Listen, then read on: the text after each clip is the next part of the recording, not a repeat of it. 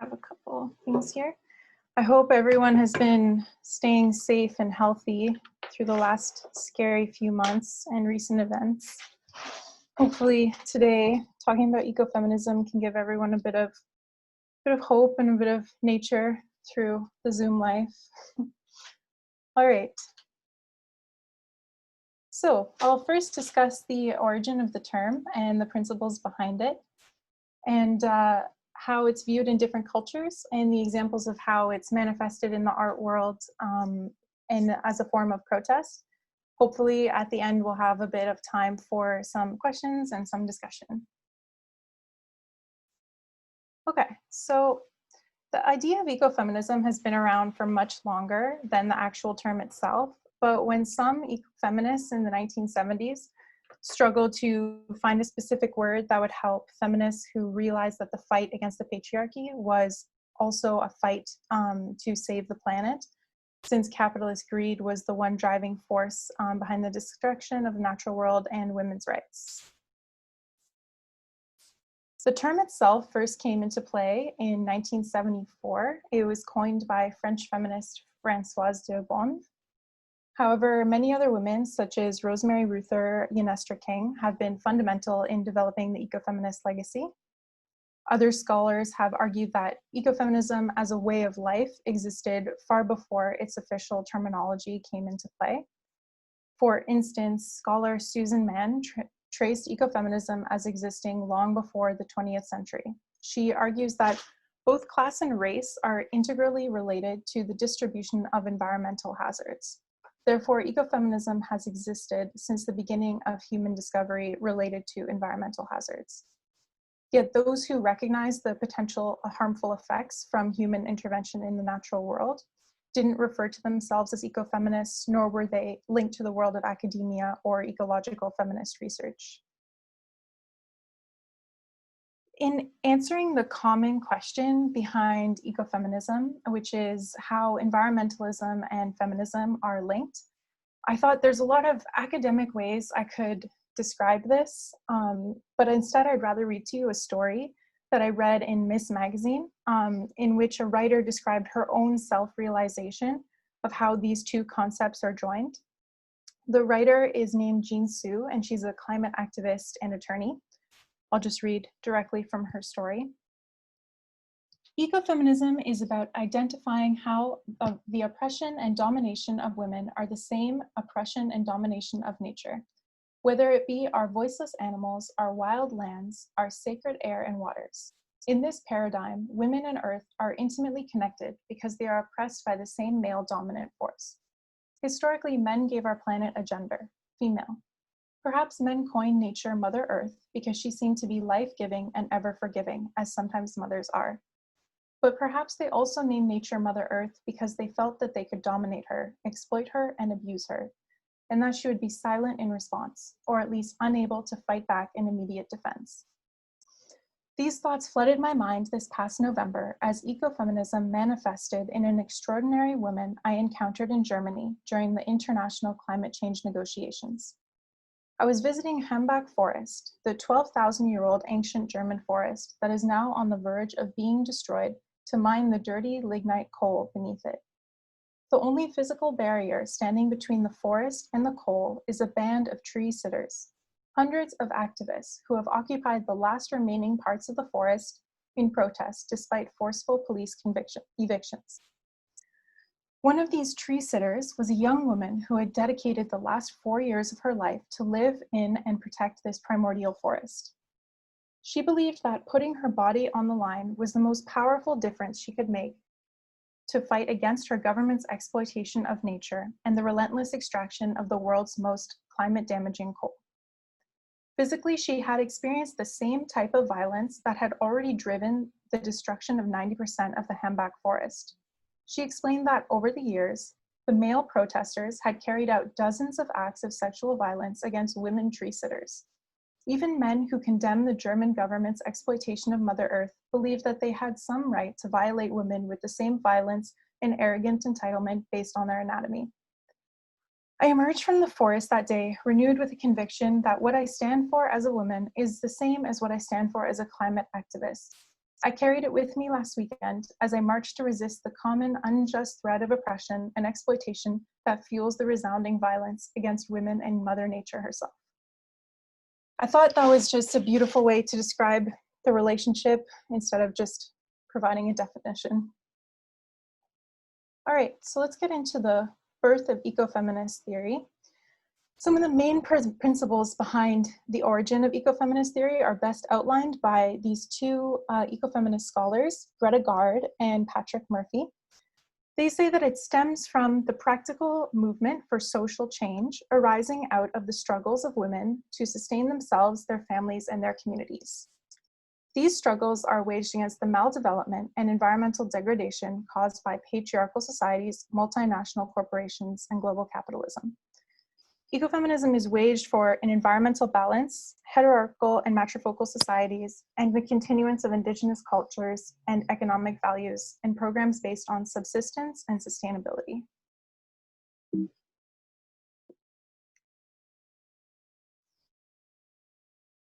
As I mentioned earlier, Esther King is one of the main founding mothers of ecofeminism in academic aspect.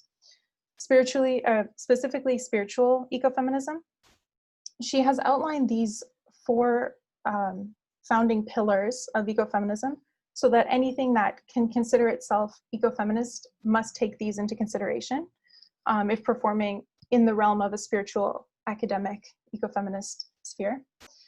So firstly, ecofeminists must take on all the life struggles of all of nature as our own, and life on Earth is an interconnected web, not a hierarchy, or even a matriarchy or any form of policing. A healthy, balanced ecosystem, including human and non-human inhabitants, must maintain diversity. And the survival of the species necessitates a challenging of the nature-culture dualism and a corresponding radical restructuring of human society according to feminist and ecological principles. Okay, so since ecofeminism has been defined by so many different scholars and thinkers and even people not in academia, it's led to a plethora of different wings and branches. It's too much to go into everything today, so I'm just going to include the few main branches that are found in academia today, outlined here by Audrey Van Schut. She lists radical ecofeminism, cultural, spiritual, social, liberal, socialist, and Marxist. All of these encompass the common rule that women in nature have been violated by the patriarchy, but they each have a very, very different method of how the patriarchy should be dismantled and how we should live forth in an ecofeminist manner. So many scholars have argued that ecofeminism differs from ecological feminism. And some scholars think that they have the same purpose and the same ideology. A solely ecofeminist focus, critiqued by Christine J. Cuomo, focuses on the objects of oppression like women and nature, and is therefore lacking in the ability to be representative of other levels of oppression, other social groups who have also experienced oppression throughout history. Cuomo believes that this ecofeminism by itself, it lacks the ability to connect environmentalism with ecology and feminism. She states that this can only be reviewed under the theory of ecological feminism, thus defining a clear difference between the two theories. However, in my own opinion, in our postmodern society, especially as our society is faced with the impending fear of the natural world's reaction to years of exploitation through these rippling climate disasters, I feel that ecofeminism has morphed into ecological feminism. And her definition of ecological feminism is that it's an approach that looks at the way that these interconnections among oppressions are based on an analysis of the way these oppressions function. And I think that this is a perfect example of how ecofeminism continues to function in the 21st century. And I think that it's impossible to analyze oppression as a singular issue, especially when we take into consideration how oppression differs across class, race, gender, and geographic location. Through this, ecofeminist beliefs alter to reflect the needs of each society, and through this constant change, I don't think it's as simple to say as women in nature against the patriarchy. I believe that nowadays both terms are used interchangeably, and they each have a different definition from whatever culture they are originating from. But that's not the case of everyone. Not everyone agrees with that statement. So over the years, environmentalists have protested, often to little success, which is why it is so important that thanks to social media and the internet, we are able to have these worldwide marches that allow for movements to last much longer than they would have originally. I don't think this climate movement is about to change anytime soon. It just continues to gain strength thanks to the worldwide community. But I think it's important to know that it's not enough to just protest, and that dismantling the patriarchy begins with an altering of an entire justice system, educational system, etc. And some scholars have done some really interesting research into how to include environmental awareness within the educational system from a feminist perspective. So I'll just go over one example today because we don't have so much time. So environmentalism differs from each institution and country. And when it's taught, it often fails to discuss Indigenous practices or feminist principles. Instead, if you want to learn about Indigenous history or feminism, you have to take courses that are specifically allocated for that. Moving forward, scholars Jane C. Jepson and Greta Gard again indicate that any environmental or sustainability studies taught in schools need to ensure a design inclusive of critical Indigenous or other marginalized community perspectives. In Jepson's research, she also calls out educational systems and academia for appropriating Indigenous culture when discussing traditions adopted by some spiritual ecofeminists. If this knowledge was also supplied in the educational system, as Indigenous culture is an important aspect of our history, especially in the Americas, then hopefully that's how society views the environment would alter and the appeal of a self-reliance would follow and hopefully grow. There are circumstances detailed by Jepson in which the Indigenous culture and Western knowledge are combined in tutorial practices, and this has proved to be beneficial. However, it has yet to become a mainstream source of education. But I think that this would be a fascinating entryway into a school of thought that is more aligned with our 2020 perspective. Ecofeminism is experienced and understood differently by each person. And I don't really have the time today to really explain how it is interpreted in every country, though that would be awesome. And I can't really truly speak to that without being from those countries, but I will discuss how it's defined by other scholars in certain areas of the world, such as Chandra C. Taylor-Smith, who indicates that when she's discussing ecofeminist activism, we must recognize that African Americans are connected intimately with animals, plants, and other non-human nature. African Americans never left nature only to return to it in the same way as white Americans.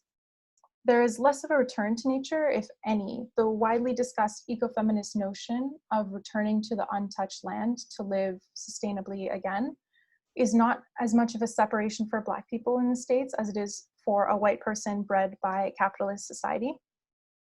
Rita Marie Lester also mentions that research suggests that African Americans have higher rates of voluntary association in social political organizations compared to their white counterparts. Some of you may be familiar with Bell Hooks. She's a writer and professor in the States, and her work often aligns with ecofeminism.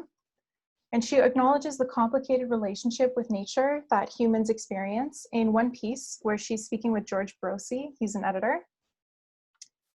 She says, this natural environment was both for us and at times against us, and you had to respect it. She recognizes that working within nature and for nature is not simply a following the principles set forth by one's interpretation of ecofeminism. Instead, it's a struggle, not unlike the struggle of untangling the patriarchy's dark history, in which we must be careful of how we treat nature since it has dangerous capacities that can envelop us. It can be as simple as snakes or other animals that attack you, or more dramatically, a landslide in response to deforestation or flooding caused by global warming. Noticeably, all of these violent actions of nature against humans ultimately stem from the human inability to respect nature. If one is walking in the backwoods and stumbles upon a poisonous snake, it is the human's fault for getting bitten if they in any way disturb the snake. This ripples through other human actions and reactions of the natural world. Bell Hooks wrote a great book of poetry, maybe you've heard of it, called Appalachian Elegy. It follows her thoughts and emotions following her return back to her home state of Kentucky in the USA. We don't have enough time to really delve into that whole book of poetry, but if you find this topic interesting, then I definitely recommend checking it out. I've just included a little snippet here from one of the poems in the book that I thought really spoke to how understanding nature and the environment can bring together people in a way that differs from anything that we've tried before, and it's just so simple. She writes, "We have earth to bind us, the covenant between us." And it just dictates how humans can work together, and that if we work together, that the earth will guide us. And that's not something we see almost ever. So I thought that was really beautifully put. Okay. For Indigenous feminists and ecofeminists, the most critical part for understanding Indigenous feminism is to decentralize the mainstream history of feminism and focus on Indigenous women and their history of feminist movements. Academic and Cherokee Andrea Smith discusses how this could occur. I will just read this quotation here. The feminist movement is generally periodized into the so-called first, second, and third waves of feminism. In the United States, the first wave is characterized by the suffragette movement. The second wave is characterized by the formation of the National Organization for Women, abortion rights politics, and the fight for the Equal Right Amendments. Suddenly, during the third wave of feminism, women of color make an appearance to transform feminism into a multicultural movement. This periodization situates white middle-class women as the central historical agents to which women of color attach themselves. However, if we were to recognize the agency of Indigenous women in an account of feminist history, we might begin with 1492, when Native women collectively resisted colonization. This would allow us to see that there are multiple feminist histories emerging from multiple communities of color, which intersect at points and diverge in others. This would not negate the contributions made by white feminists, but it would decenter them from historicizing and analysis. Smith discusses how the only way to truly be an Indigenous feminist is to insist on revolution, a dramatic change in the way feminist history is taught, not only with proper Indigenous history, but with Black history as well, and as well as other minorities whose own historical events have not been considered throughout history. Redefining feminist history is the only way to have women reclaim their identities across the board and truly enter into the world of ecofeminism. I'll read this up. Okay. Prior to colonization, Native communities were not structured on the basis of hierarchy, oppression, or patriarchy. We will not create these communities as they existed prior to colonization. Our understanding that a society without structures of oppression was possible in the past tells us that our current political and economic system is anything but natural and inevitable. If we lived differently before, we can live differently in the future. Native feminism is not simply an insular or exclusivist identity politics, as it is often accused of being. Rather, it is a framework that understands Indigenous women's struggles as part of a global movement for liberation. As one activist stated, "You can't win a revolution on your own, and we are about nothing short of a revolution. Anything else is simply not worth our time."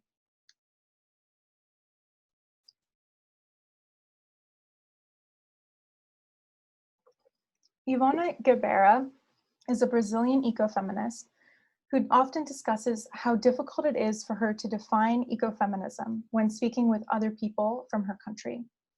Her interpretation of ecofeminism is that in order to understand it, we cannot forget about the deeply religious tradition in Latin America, specifically Brazil, where any form of feminism can be seen as disruptive to the social norm. So she describes that in Christian churches in Brazil, while it is hard to be a feminist, it is harder to be an ecofeminist. I think that it is the same in all Latin American countries. Our Latin Christian tradition stresses deeply not only the dependence of women on men, but also the anthropological superiority of human beings. In our patriarchal culture, where the consequences of colonialist slavery are still present, power is a men's issue, especially public power. Because of this, God, considered a superpower, has a masculine face. In this cultural context of masculine and white domination in Christian churches, feminism and ecofeminism are not well known and are sometimes considered a kind of hearsay, disturbing the community. She goes on to describe, now this was in the early 2000s, that for instance, the word ecofeminism is not in Brazilian dictionaries, and in all Latin America, only a small number of persons know of its meaning. She says that now when she gives lectures, she begins by first explaining feminism and then ecology.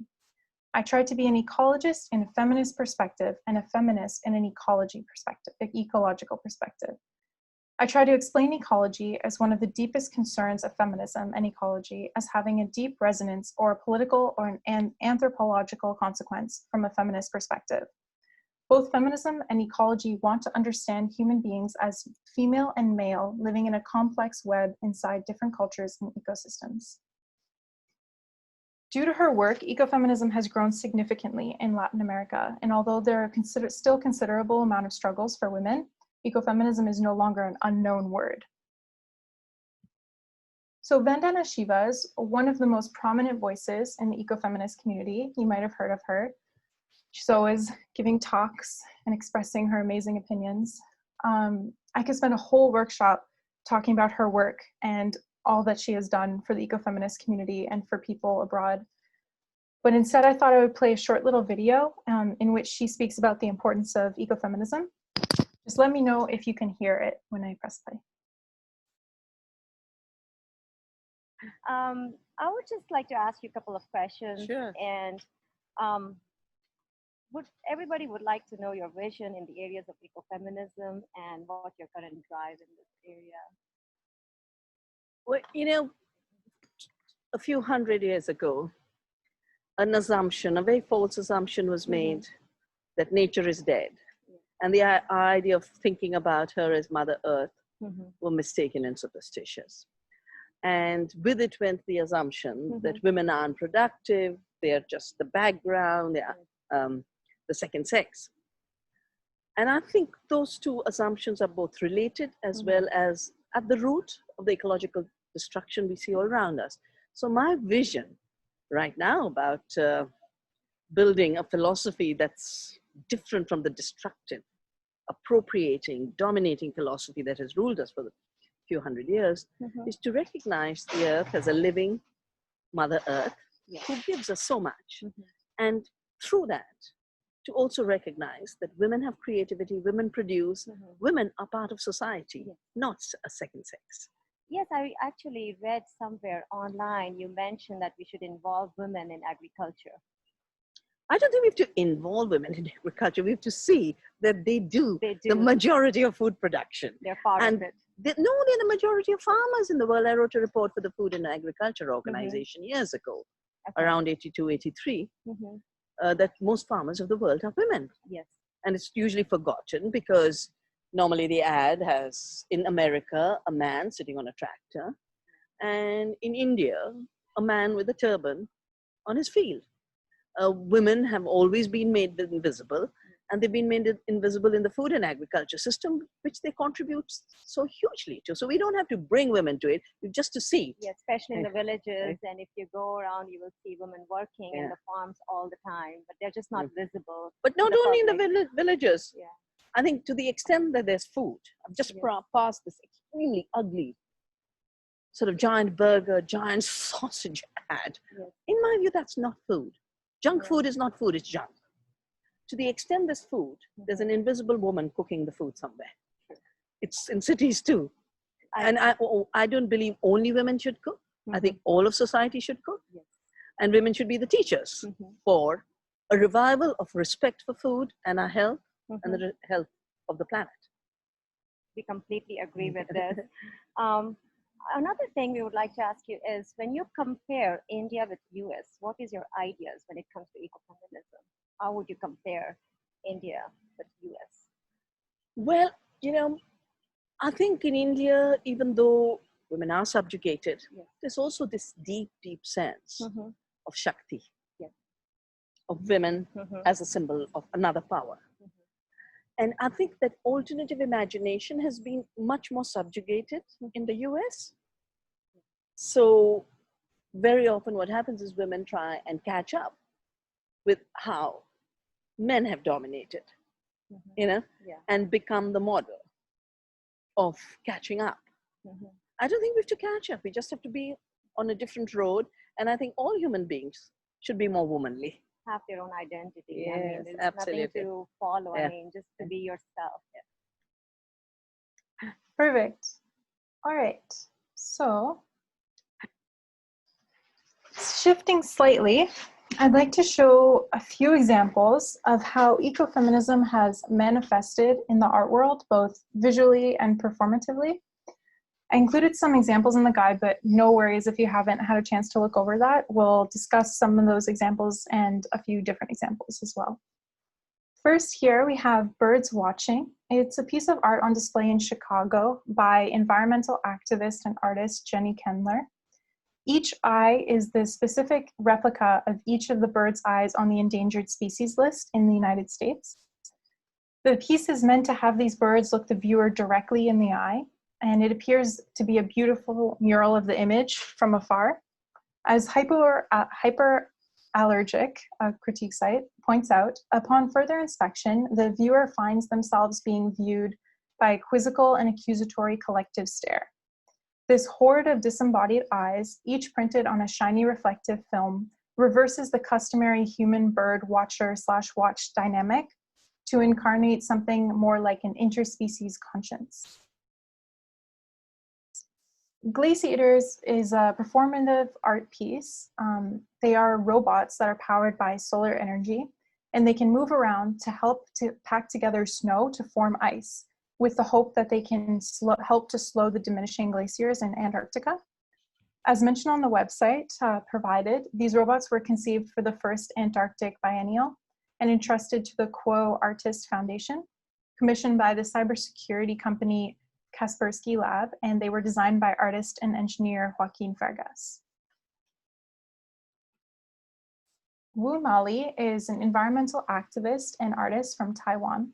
She created this piece to draw attention to the fact that Taipei was originally underwater 300 years ago. And what would the city do if climate change caused that lake to return? This piece was created originally for the Taipei Biennial in 2008. Last year at the Love at First Sight Festival in Belgium in Antwerp, Planta, who are an international research group dedicated to the practices between human and plant relationships, performed a choreographed installation with dancers and plants. I tried to find a video of it and I couldn't. If any of you guys are able to find a video, please let me know. I would love to see it. So hopefully you can get an idea just from this picture of how mesmerizing the whole dance was. Artist Elena Laveas created an exhibition of photographs, drawings, and video to demonstrate the outcome of exploited natural resources around the world, such as the precious metal of Oro Preto and the oil of Mexican corporations Oro Negro and Pemex, and the coal from the Powder River basins in Wyoming in the USA. I'd like to play a sample of the Data Garden Quartet, which was part of a TED Talk in which a device was hooked up to 4 tropical plants. The device follows the movements, the voices of the plants, and it translates it into music. We've seen this happen a few different times in a few different settings. It's becoming quite common now. And I just find it's this fantastic way to close the link between the natural world and human understanding. Anyway, I will press play.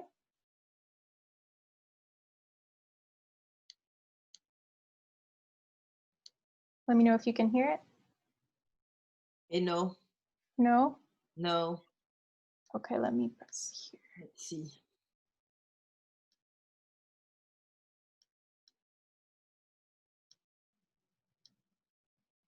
Let's see.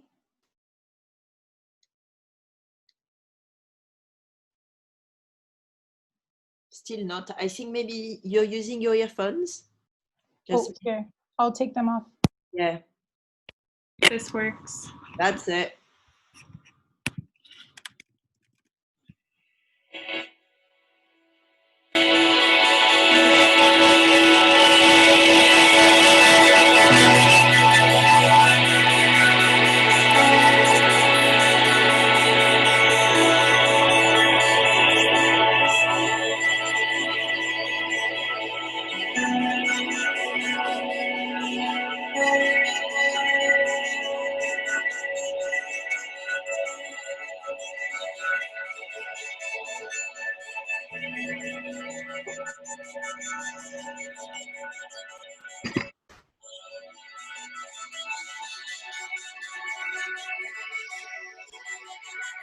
All